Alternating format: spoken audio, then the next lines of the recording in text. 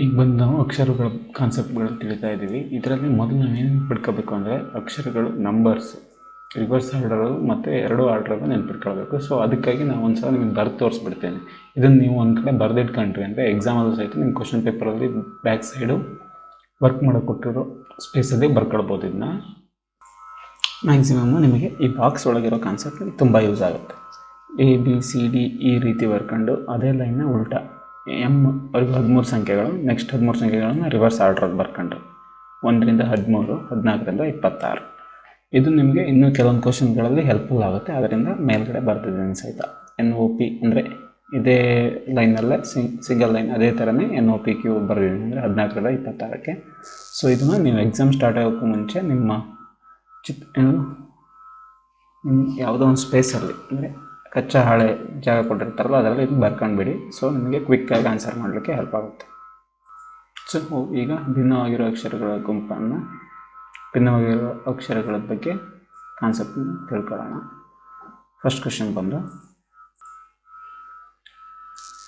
Question ಅದೇ ಅಂದರೆ PONML. So ಉಲ್ಟಾ ಓದಿದ್ರೆ ಏನಾಗುತ್ತೆ LMNOP ಅಂದರೆ ರಿವರ್ಸ್ ಆರ್ಡ್ರಲ್ಲಿ ಇದೆ. ಇಲ್ಲಿ YZABC ಅಂದರೆ YZ ಕೊನೆ ಅಕ್ಷರ 24, 25, 26, 1, 2, 3. ಸೊ ಇಲ್ಲೂ ಸಹಿತ ರಿವರ್ಸ್ ಆರ್ಡ್ರಲ್ಲಿದೆ. ZYX ಇದು ರಿವರ್ಸ್ ಆರ್ಡ್ರಲ್ಲಿ ಇಲ್ಲ. AB ಇದೆ ಬಟ್ ಇದಿಲ್ಲ. Z ಕೊನೆ ಅಕ್ಷರ YXYZ ಆಗಿ ಬರಬೇಕಿತ್ತು.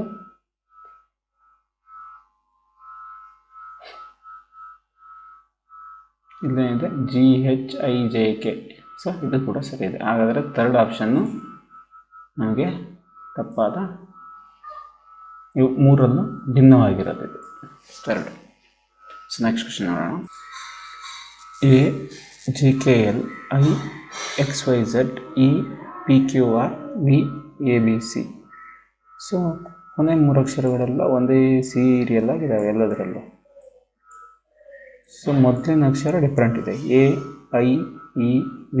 ಇದರಲ್ಲಿ AIEಗಳು ಏನು ಸ್ವರಗಳು ಅಂದರೆ ವೋವೆಲ್ಸ್, V ಕಾನ್ಸನೆಂಟ್ ಅಂದರೆ ವ್ಯಂಜನಾಕ್ಷರ. ಸೊ ಅದರಿಂದ ಇದು ಡಿಫ್ರೆಂಟ್ ಅಕ್ಷರ. ನೆಕ್ಸ್ಟ್ CAMORPYW WXY ಅಂದರೆ X ಮಿಸ್ ಆಗಿದೆ. PQR Q ಮಿಸ್ ಆಗಿದೆ. OMJKL M. ಸೊ O ನಂತರ M ಬರಲ್ಲ. ಸೊ ಇದು ಮಾತ್ರ P ನಂತರ 6, W ನಂತರ Y, A ನಂತರ C, ABC. ಇಲ್ಲಿ OQ ಇದ್ದರೆ ಸರಿ ಆಗ್ತಿದೆ ಇದು, ಬಟ್ OM ಇದೆ. ಅದರಿಂದ ಇದು ಭಿನ್ನವಾದ ಆನ್ಸರ್, ಭಿನ್ನವಾದ ಅಕ್ಷರಗಳ combination. Next one ABD ABA AFI AIF. So ಇದರಲ್ಲಿ A ಕಾಮನ್ ಇದೆ. ನೋಡೋಣ ಅಕ್ಷರಗಳ ಸಂಖ್ಯೆಗಳು, ಅನುಗುಣವಾದ ಸಂಖ್ಯೆಗಳು ನಾವು ಆಗಲೇ ಬರ್ಕೊಂಡಿದ್ವಲ್ಲ. A ಅಂದರೆ ಎಷ್ಟು? 1, B ಅಂದರೆ 2, W ಅಂದರೆ 23. ಈ ರೀತಿ ಬರ್ಕೊಂಡು ನೋಡೋಣ. ಅಕ್ಷರಗಳಿಗೆ ಅನುಕ್ರಮವಾದ ಸಂಖ್ಯೆ ಬರ್ಕೊಂಡಾಗ ABD ಏನಾಗುತ್ತೆ? 124 ಆಗುತ್ತೆ. ABA ಏನಾಗುತ್ತೆ? A1 B2 A1. AFI A1 F 6ನೇ Akshara, I 9ನೇ ಅಕ್ಷರ, 169 ಆಗುತ್ತೆ. ಇದು 196 ಆಗುತ್ತೆ. ಸೊ ಇವು ಮೂರು ನೋಡಿದ್ರೆ ನಮಗೆ ಏನು ಸಿಗುತ್ತೆ ನೋಡಿ. ಇದು ಒಂದು ವರ್ಗ ಸಂಖ್ಯೆ, ಇದು ವರ್ಗ ಸಂಖ್ಯೆ, ಇದು ವರ್ಗ ಸಂಖ್ಯೆ, ಬಟ್ ಇದು ವರ್ಗ ಸಂಖ್ಯೆ ಅಲ್ಲ. ಸೊ ಅದರಿಂದ ಇದು ಭಿನ್ನವಾಗಿರೋ ಅಕ್ಷರಗಳ ಕಾಂಬಿನೇಷನ್.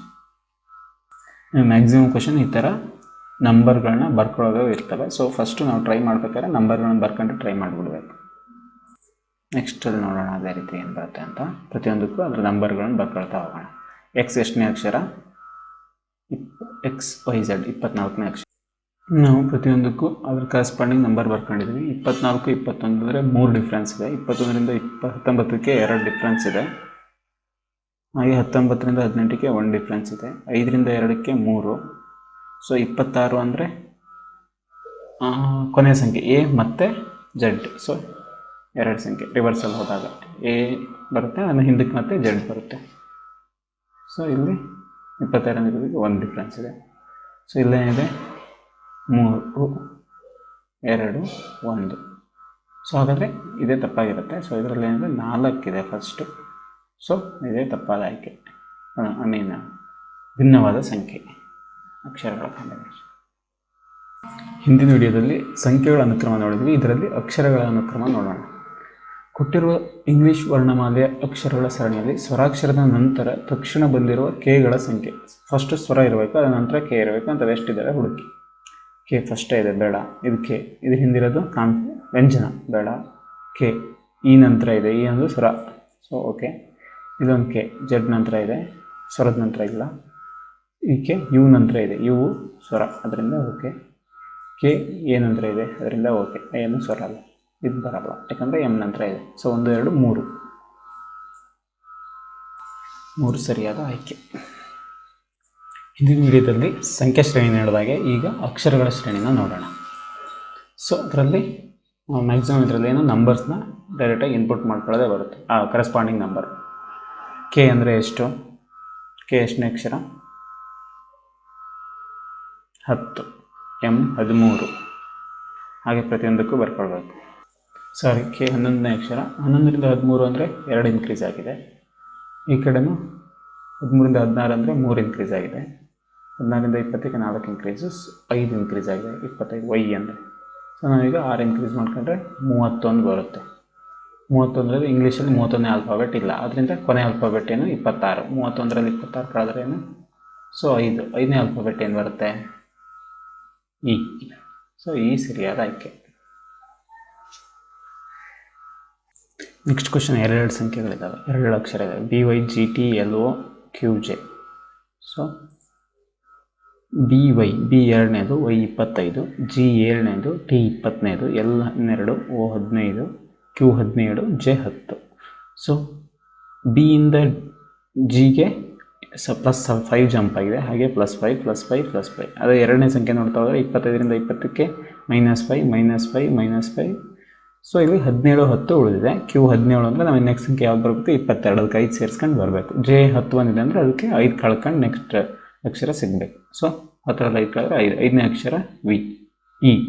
ಹಾಗೆ 22ನೇ ಅಕ್ಷರ ವಿ. ಸೊ ವಿ ನಮ್ಮದು answer. V, option A. Next question, C A X D E W I E I V F O U. ಇಲ್ಲಿ ನೋಡ್ಬೋದು ನಾವು ಫಸ್ಟ್ ಅಕ್ಷರನ ಸಿ ಇದೆ, ಸಿ ನಂತರ ಡಿ ಇ ಎಫ್ ಅಂದರೆ ನೆಕ್ಸ್ಟ್ ಅಕ್ಷರ ಯಾವುದು? ಜಿ ಬರುತ್ತೆ. ಹಾಗೆ ಕೊನೆಯ ಅಕ್ಷರ ನೋಡಿದ್ರೆ ಎಕ್ಸ್ ಡಬ್ಲ್ಯೂ ವಿ ಯು ಅಂದರೆ ವಿ ಯು ಡಬ್ಲ್ಯೂ ಎಕ್ಸ್ ಅಂದರೆ ವಿಗೂ ಮುಂಚೆ ಅಕ್ಷರ ಇಲ್ಲಿ ಬರಬೇಕು. ಸೊ ಮೊದಲನೇದೇನು ಬರುತ್ತೆ? ಎಫ್ ಜಿ ಬರುತ್ತೆ. ಕೊನೆಯದೇನು ಬರುತ್ತೆ? ಯು ಅಂದರೆ ಯುಗಿಂತ ಮುಂಚೆ ಅಕ್ಷರ ಯಾವುದು? S T U. So T ಬರುತ್ತೆ. ನಡುವೆ ಏನು ಬರುತ್ತೆ? ಎ ಇ ಐ ಒ ಅಂದರೆ ಇವು ಎಲ್ಲವೂ ಸ್ವರಾಕ್ಷರಗಳು, vowels. A E I O, next ಏನು? U. So answer G U T, gut. Last one, C K D L E M N F N G. ಇದರಲ್ಲೂ ನೋಡ್ಬೋದು, ಒಂದು ಸಂಖ್ಯೆನ ಸ್ಕಿಪ್ ಮಾಡ್ಕೊಂಡು ನೆಕ್ಸ್ಟ್ ಅಕ್ಷರ ನೋಡ್ತಾ ಹೋದರೆ ಕೆ ಸ್ಕಿಪ್ ಮಾಡೋಣ. C D E F G. So ಇಲ್ಲೇನು ಬರುತ್ತೆ? ಹೆಚ್ ಬರುತ್ತೆ. C D E F G. So H. K L M N, ಇಲ್ಲಿ ಓ ಬರುತ್ತೆ. ಓ ಮತ್ತು ಹೆಚ್, ಓ ಹೆಚ್, ಆಪ್ಷನ್ ಬಿ. ಅಕ್ಷರಗಳ ವಿಷಯದಲ್ಲಿ ಇನ್ನೂ ತುಂಬ ಮಿನ್ಯೂಟ್ ಕಾನ್ಸೆಪ್ಟ್ಗಳಿದ್ದಾವೆ. ಸೊ ಅವನ್ನ ನಾವು ಕ್ವಶನ್ ಪೇಪರ್ ಬಿಡಿಸ್ತಾ ಕಲಿಯೋಣ. ಈಚ್ ಕ್ವಶನ್ ಪೇಪರಲ್ಲೂ ಪ್ರತಿಯೊಂದು ಸೆಕ್ಷನ್ದು ಕ್ವಶನ್ ಬಂದಿರುತ್ತೆ, ಅಲ್ಲೇ ಕಲ್ಕೊಳ್ಳೋಣ. ಸೊ ಮೈನ್ ಆಗಿರೋ ಟಾಪಿಕ್ಗಳನ್ನ ಇನ್ನು ಕಾನ್ಸೆಪ್ಟ್ಗಳನ್ನ ವಿಡಿಯೋನಲ್ಲಿ ಕವರ್ ಮಾಡೋಣ. ನೆಕ್ಸ್ಟ್ ವಿಡಿಯೋದಲ್ಲಿ ವಯಸ್ಸು, ಗಡಿಯಾರ, ಕ್ಯಾಲೆಂಡರ್ ಈ ಥರದ ಕಾನ್ಸೆಪ್ಟ್ಗಳನ್ನ ತಿಳ್ಕೊಳ್ಳೋಣ.